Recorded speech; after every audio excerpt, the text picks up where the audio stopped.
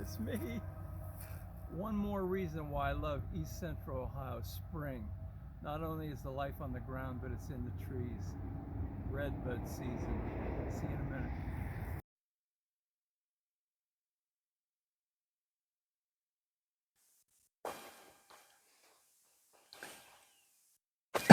minute.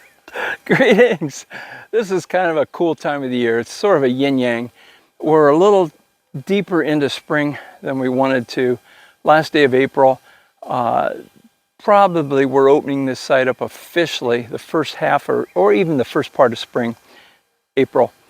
Either way, we have it half opened and half of it still snoozing from the winter. We want you to actually experience some of the work, the behind the scenes that goes into what we've been able to share with you guys. This is a labor of love. Labor is correct, and love is a passion, and boy, this is where the two worlds meet together on this excavation site. So we're going to take you in. There'll be a lot of stops and starts, but that's okay. There's continuity. Stay with us. And this is our site. We're at the end of April, and just to get something fixed in your mind, if you are from Ohio, or if you're from the northern half of Ohio, to get you up to snuff, the redbuds are about done. Service berries are long gone. Dogwood's full bloom, and the mayaples are a huge spread, which means the morels, the mushrooms are up, but they've been up for a while. So now you know how deep into spring we are. So let's just take a walk. We'll get out on the site. You're going to see kind of what we see when we come here for the first time. And that's basically, we look for anything that's washed out of the ground. And then we're going to go down to the tarps and see what kind of work we have looking at us today. So let's take a little walk down to the sifter, okay? Come on.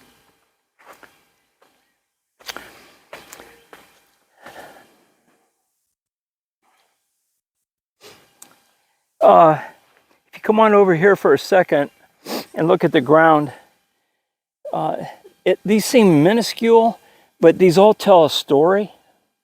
This is a little kind of a retouch, a primary piece off a lateral side of a biface probably. I'm going to point my trowel over here. I see another one right here. But these aren't obscure. These were everywhere. In the first few years on the site, there were hundreds after every rain, and especially after the winter. So as we walk, I will see some if they're significant. I'll point them out, but I just want you to see the abundance of what washes out during the winter. Again, Coshocton flint, Coshocton flint. That's almost like a micro blade. And here's some more Coshocton debitage. I see some more over here, right here. And this is exactly what we have expected and what we do find every year. I'm looking, and here's another one. Sometimes they're big, sometimes they're small. Okay, let's go on down to the sifters. We're going to turn off the camera for a minute, and we'll get you back on once we're down there, okay? Surprise! Okay, thanks for coming back to the sifters. The first half, or the southern half of this site, was opened up about 2 weeks ago for the first time officially for the year 2024. And we've just had to do it this way because of the weather and rain and just a lot of obstacles that we've overcome. But this is it. Like I said, we're a little bit later. This site is ready to rock and roll. And we've even done a little bit excavating. So come on up here for a second. Let me show you a couple things. When we were here, the sand was really wet and it was hard to see what was in the sand.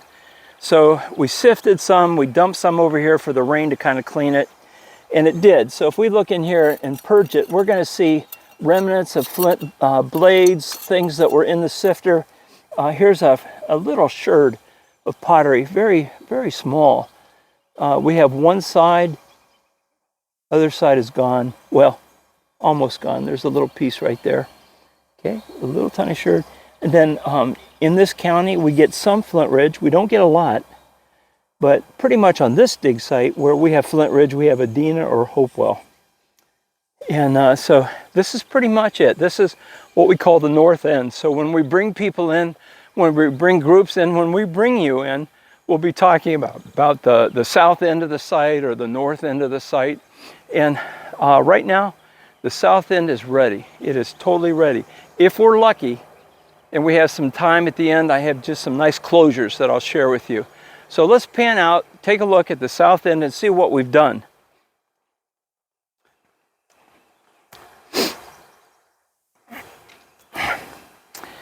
Come on up. What we did when we came, sometimes there's a little bit of water, sometimes there's no water, and oftentimes during the winter I have to come down here and remove water that's built up. And in this case, 2 weeks ago we were here, everything was bone dry, and this water has just come in the last couple days with rain they've had. Underneath this tarp and that tarp were all the implements, everything we needed to make things happen down here, from our crates that we use to put our screens on for our sifting, all of our tools. We have several wheelbarrows that we use, we have sifters, all of that we keep under the tarps during the winter, including our buckets. If we leave our buckets out and you get water in them, they freeze and thaw and crack, and they're not getting easy to get these buckets. So that's pretty much what we've got. After the tarps come off, then the first rule of thumb for us is to square up the walls, which we did. And in doing so, underneath the tarps, they're all squared up. We found a new fire pit that we didn't know existed, right on the second tarp up there, which is west, right there. And we're going to go up onto the north end now, where we are just starting to get it open for spring, late spring. And 2 days ago, there were no mosquitoes. Today, they are here waiting in line to get to our tender bodies. Let's take a walk.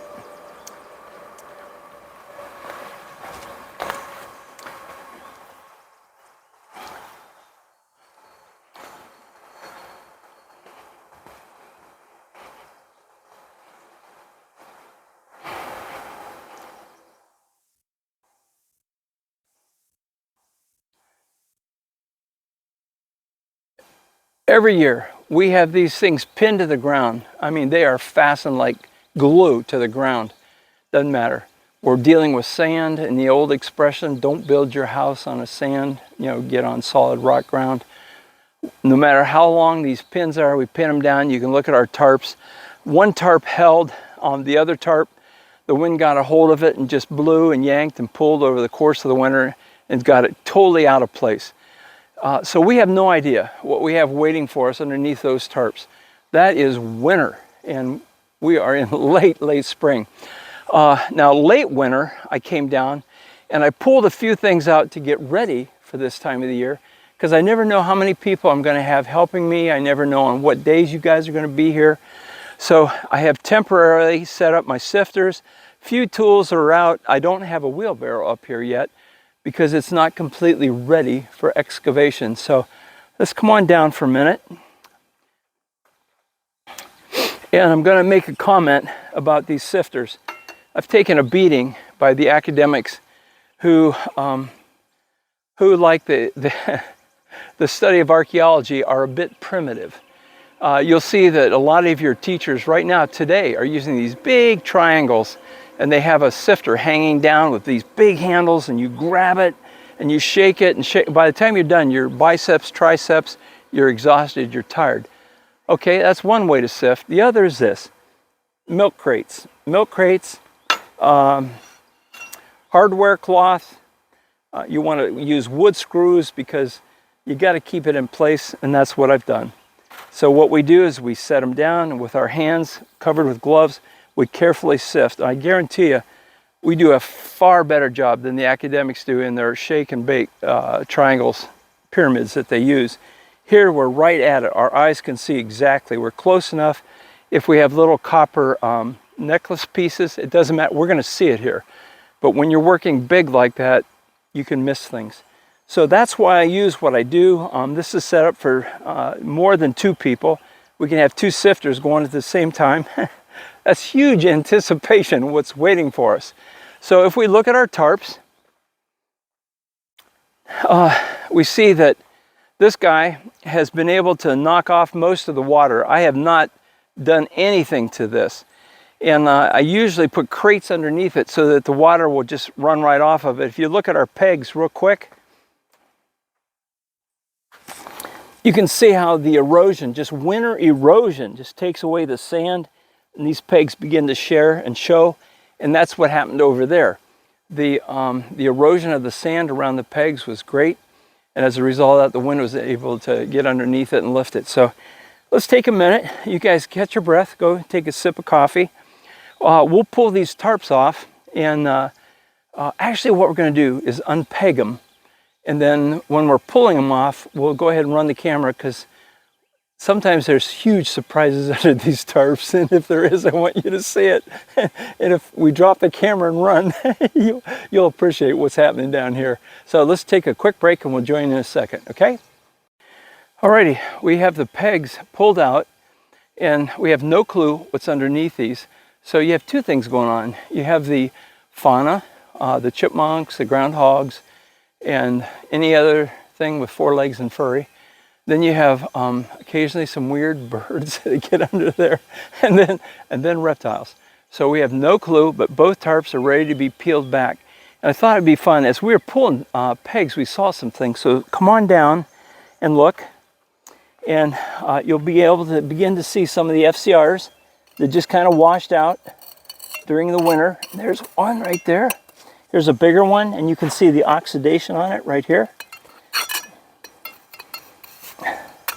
That washed out on its own. And then up here we noticed, well, and here's some flint that washed out of the side right here and here.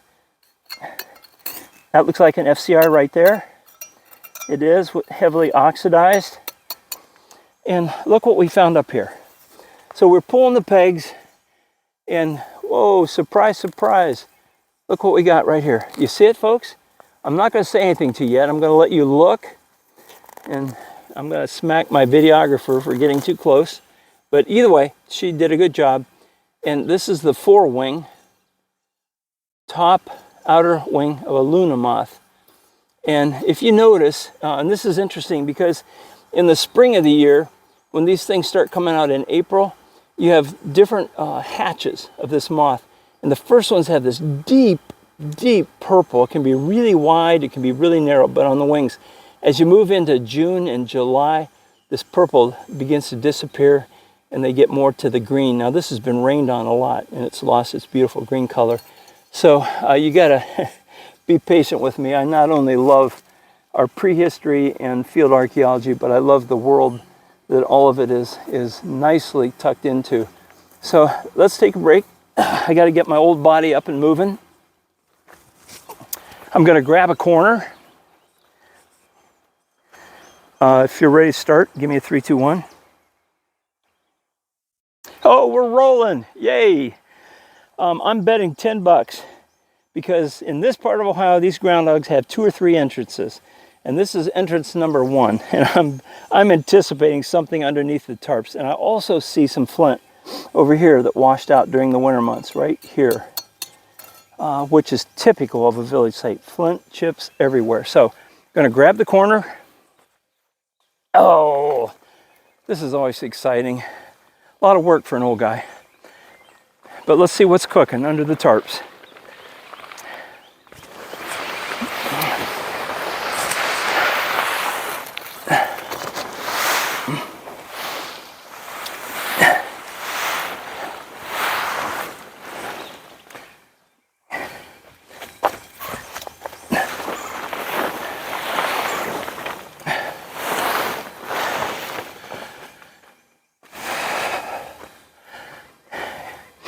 And look at that. Oh man. So here's the downside. So not only have we found entranceway number 2, but we also found number 2 on the ground by entrance number 2.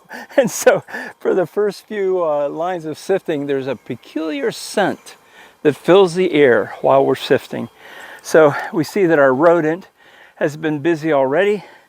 I use my buckets to get them out of the winter, but also to build up the tarp to help the water to run off, which I had to do that for that hole. And if you look at our profile, you can sort of see it. It's like a German chocolate cake with a slice cut that's been rained on. It's not beautifully defined yet. It's still really rough. And when we do this, then we're getting to our profile where we can get an idea of what's going on.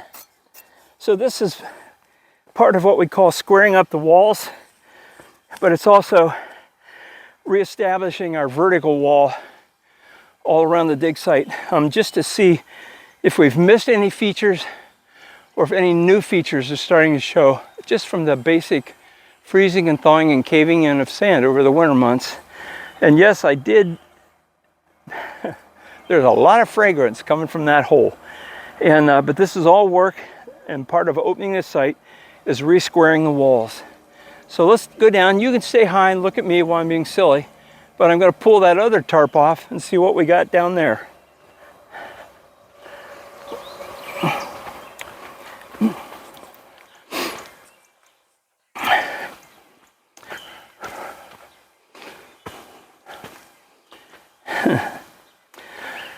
Believe me, this is way more exciting for us than it is for you, because we know the things that have been waiting for us under these tarps.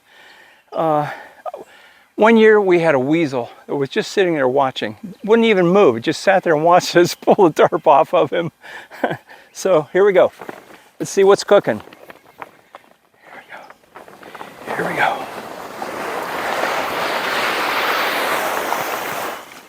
Oh, we missed a peg. There we go. And as best I can say, if you want to come on down here with me, you can look at the work that is ahead of us as we open our sites up. The walls just literally slough.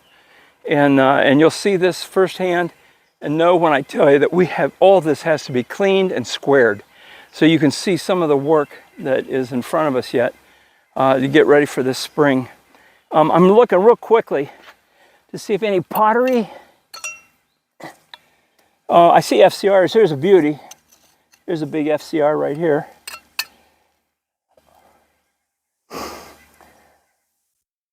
I see some flint. Here's some flint right here. It came out of the wall. More flint that came out of the wall. And I see little bits of flint over there. So a lot of work in front of us, but really what we wanted to do today is just invite you into the totality of the experience of working on an excavation site. It's just like we watch videos, YouTube of people out in the fields, and they show you, oh, here's a point, nice. Here's a point, nice. But they're going to tell you there are a lot of hours sometimes between those points. So I thought we'd show you some of the lot of hours that go into prep work and getting sites ready for the year's work. So I'm already out of breath. We just started. Okay, so our tarp's off. You can see what is in front of us. And I thought what I'd do is close our time together today back at the south end, or and pretty much that's what we call it, the south and north end. So let's cut it. We'll go down to the south end and we'll fire back up, okay? Okay, so while you're looking at this this image on the video, what do you see? Okay, sure, you see dirt. It's actually sand. But what is laced throughout the sand? And this is important because if you're a field walker or if you're excavating, you already know these things. But if you're a field walker, this is a must. You've got to learn this. These are actually FCRs, FCRs, FCR, FCR, FCR, FCR, FCR, FCR. I see another FCR over there. And the really great thing about this is understanding that you have different types of rocks and minerals in the ground, and they all break differently, and they all oxidize differently. They all oxidize differently. This is part of this. See if it fits. Anyway, that's part of that. Bottom line is, you know, during the winter, sandy roads, things happen and you see them. So watch for those when you're walking in your fields. It's going to let you know you got a hearth or a fireplace nearby. Main activities yield main artifacts, okay? Let's take a walk. So we decided to get our closure for the day right here. And these were pretty much handpicked for this occasion. Just a reminder that things wash out and they're not always what you think they might be. Again, here's some bone that was obviously burnt, came out of a fire pit. We've got some hopewell points dominating the area. A little bit of pottery, not much. Firecracked sandstone that's been polished. Look at the size of the base of this hopewell piece. Holy moly, is that beautiful. Okay, let's slip on over here. We're looking at some site surface material, but also right around fire pits. And we call these, again, river biscuits. And I've got a video coming up where I'm going to talk about river biscuits that have been altered. Okay, you've heard me talk about these. But again, on this excavation site, you never know what's here. And every day is a new day. And for those of you who are a little bit further down the road than others, this point right here is especially exciting. We call it a transitional. And it pops up somewhere between the Paleo period and the early Archaic time period. But it's whole, it's got grinding on the lateral sides and the base. But when you look at the chips and the work that's done, there's no doubt in your mind that we're looking at a transitional point. Here's a great Ashtabula point. And this site, oh golly, I suppose we're up around 200 of these now. That's a lot of Ashtabula in one site, in one spot, for anywhere in the state of Ohio. Real quick, we'll close with these guys. Just a reminder, when you're in your fields, you never know what you're going to get. If I see these grooves, these are beautiful, beautiful banner stones that I picked up.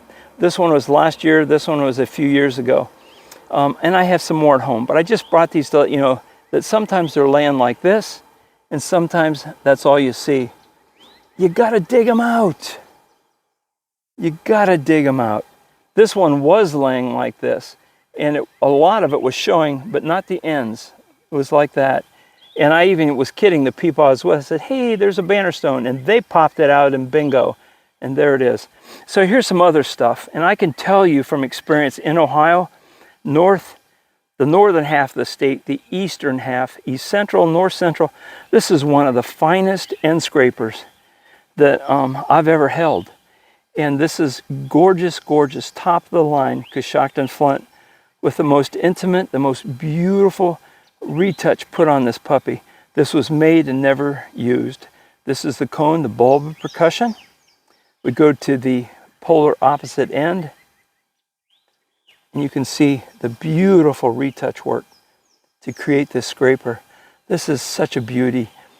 This may not go anywhere on the financial markets, but this meant a whole lot to whoever made it. Highest quality flint, never been used, and here it is. And when it was in the field, it was laying like this, like this. So I know that you guys are already out in the fields, but I just want to call this stuff to your attention. So we have an end scraper. This is what we call a uniface, okay? It's been worked pretty much from one side.